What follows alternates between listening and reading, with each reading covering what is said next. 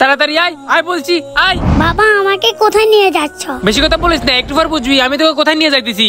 চল আয় আমার সাথে, দাঁড়া এখানে। এই জীবনে আমার যন্ত্রণারই শেষ নেই, তারপর আল্লাহ একটার পর একটা বাচ্চা দিয়ে যাচ্ছে। সব যন্ত্রণা এই গর্তের মতো চাপা দিয়ে দেবো।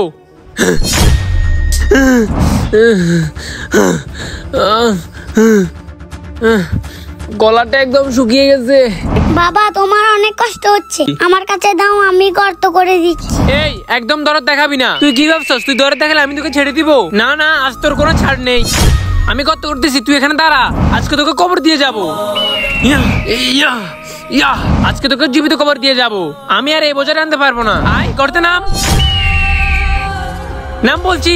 বাবা তুমি আমাকে কবর দিও না বাবা। যা, কাজ শেষ, দাফন করে দিলাম জীবনের সকল ঝামেলা।